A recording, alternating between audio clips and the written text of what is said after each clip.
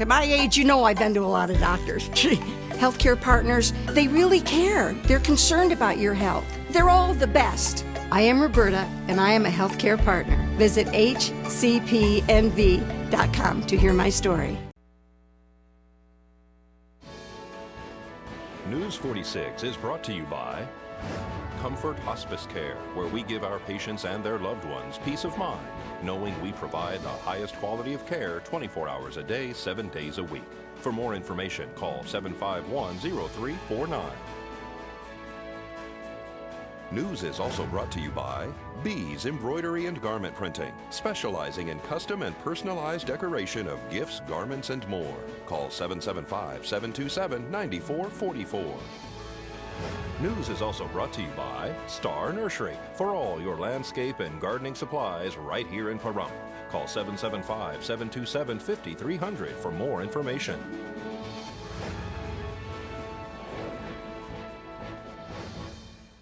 Tonight on News 46, the Rotary is holding its $10,000 giveaway. The Nathan Adelson Hospice Building Fund gets a boost. And help the Nye County School District assist kids in need. News 46 starts now.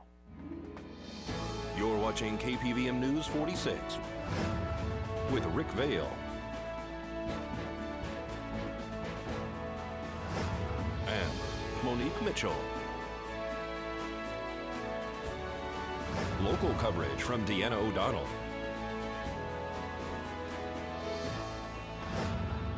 News 46. Local coverage you can count on.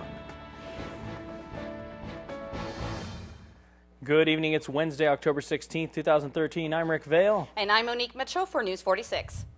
Senate leaders today announced a deal to end the partial government shutdown and avoid a possible U.S. default, and House Speaker John Boehner urged fellow Republicans to support it, while a key GOP conservative said he wouldn't try to block it in the Senate.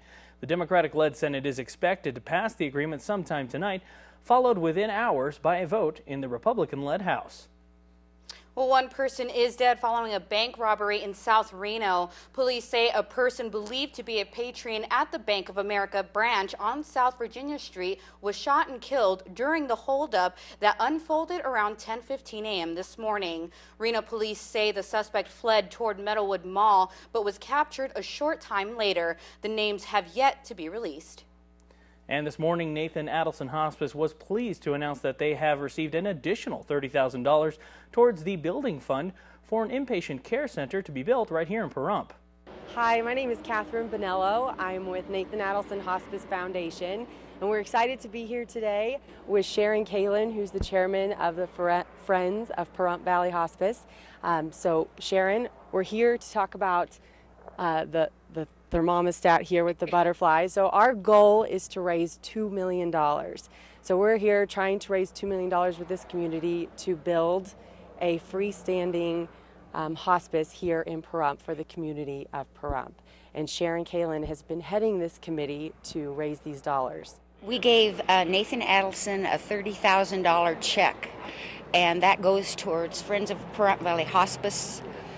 But we have to reach $2 million, and that's just a little drop in the bucket. So we're back out again, and we're doing we've had people approach us for fundraisers, and that is the key right now. We need to do fundraisers to raise money for this project. It's very near and dear to my heart.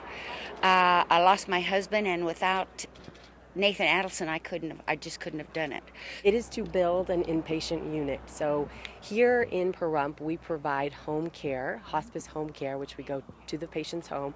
But what's needed is an inpatient unit. So currently, if patients need that inpatient care, they go to Las Vegas, which is not a problem. It's good, but it kind of puts a little bit more stress on the family and the patient. So our purpose is to build an inpatient unit here in Pahrump, specifically for this community. You already have a location picked out. We do. It's next to the hospital, so trying to keep everything there. And Hollis Harris and his family have donated the land, so we're very appreciative of that. We've had, out of the $30,000, there was a $10,000 donation made from someone in Beatty. So we're really appreciative of that support, and we just need to kind of get the ball rolling. Well, after the break, Marty Saltz shows some amazing stories of breast cancer survivors. This health tip is brought to you by Desert View Hospital and Mountain Valley Physicians Group. Don't put your health on hold. We have time for you. Call us to schedule your appointment. 775-751-7100. The fear, the dread, the panic. All of the emotions that follow a diagnosis of breast cancer can overwhelm the toughest of women. I was fine. I thought, oh, this is it. I'm probably going to die now. I'll be okay. I was like, as long as it's me and it's not my mom or dad. But it's not just the emotions.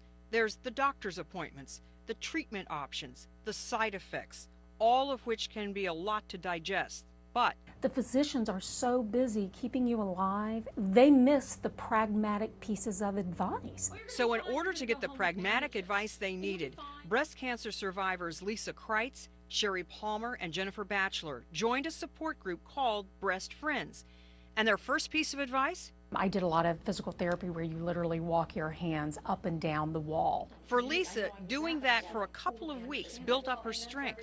Sherry Palmer says surgeons will tell you to sleep in the recliner after surgery. Oh, you sleep in the recliner. When you're sick, you want to be in your own bed. So instead, use a wedge pillow. It helps with healing, it helps with swelling, it helps with drainage. And Jennifer Batchelor says that she learned to go out and enjoy the few good days she did have. Really take the time to get up, leave the house, go to the mall with your mom, or see a movie with a friend. But the most important thing these ladies say to remember: patients have got to be psychologically accepting of the choices they make. With some tips from survivors, I'm Marty Salt reporting. Although cancer patients have long benefited from support groups, they may still have trouble talking about their experiences. Online intervention tools may be a different option. In a study from the University of California at Los Angeles, researchers found that women with breast cancer who created websites as a way to cope with the disease reported feeling less depressed, more positive, and having a greater appreciation for life. And folks, the kickoff for the annual sock drive to benefit local children was held this morning at Big Dick's Pizza on the corner of Gamebird and Pahrump Valley Boulevard. We're doing our annual sock drive for the students in need. We have just over 300 that we feel are identified in that in need category. And we're looking for socks, simple, warm, new socks. It's something that helps a student in our wintertime go out the door and start their day for learning. The whole thing of having it now is so Linda and her staff get these, sorted, counted, and distributed so they're out for Thanksgiving. And it just is a big boost, like Linda said, to confidence and feeling good. It's a small gift, but it's a very much needed gift. And Big Dick's Pizza is doing a challenge down here on the south end of town. Right, they're challenging Curves, because last year it was Curves that picked up the most pairs of socks. How can they get in touch with you at Nye County School District? My phone number is 775-727-1875, and I'm there from 7:30 to 4:30 Monday through Friday. And that's where people can donate items, socks, as well as monetary donations? We do take monetary donations. It goes into our Homeless Children's Activity Fund. And then during those times when we need something other than a pair of socks, like a pair of jeans or something that we don't have on our shelves, then we use the monetary funds to go down and be able to pick up those type of items for them. We're starting the sock drive for the Nye County children, the Nye County School District, so that we're going to challenge Curves to go ahead and see if they could beat us with our customers, bringing socks down to help support the children in need of the county. So they can drop up here at the corner of Gamebird and Pahrump Valley Boulevard during the regular business hours? Yes, we're open from 11 o'clock in the morning till 9 o'clock at night. They can come in and do their drop in the drop box. It'll be located just inside the front door. And for more information on Big Dick's Pizza and, of course, all the wonderful food that you have here, do you have a phone number? Yes, it's 751-3425. Thank you so much. Thank you. Here is Nevada Highway Patrol Trooper Loy Hickson, who talks about pedestrian safety. Hello, I'm Loy Hickson, Trooper with the Nevada Highway Patrol, here to remind you about pedestrian safety. Every day on our roadways, we know that we use it as part of a way of walking to get around town.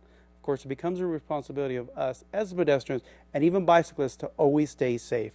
If you have to walk close to the roadway, you do want to make sure that you use the sidewalk, the safest place to be. If there's not a sidewalk, you always want to make sure that you face traffic. Facing traffic helps you look at the vehicles, know what they're doing, and provides eye contact with them. The responsibility also falls down on the driver. When you're out on the roadways, you always want to be aware of your surroundings. There are people out there that are using our roadways as pedestrians and bicyclists, and we always want to make sure to share the road appropriately. As a pedestrian, if you need to cross the roadway, always use a marked crosswalk. That is the safest place to go, paying attention to the traffic signals. If there's no marked crosswalk, you always want to cross at intersections, again, making sure that you pay attention to the vehicles, making eye contact, and ensuring that they see you, because the tragedies that we see are far too many when pedestrians or drivers of vehicles are not seeing each other, and we see these deaths. When you are walking at night, good thing to do, of course, is be in a well-lit area. If not, you can take a flashlight with you. Have bright clothing on. Anything reflective is also very important. When you're out there on the roadways, the more you're seen, the safer you will be.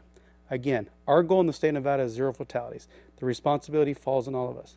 As a pedestrian, as a driver, as everyone in our community, we can reach that goal through your help. Thank you. And folks, don't go anywhere because we're going to have much more local news coming up for you right after this break, so please keep it here.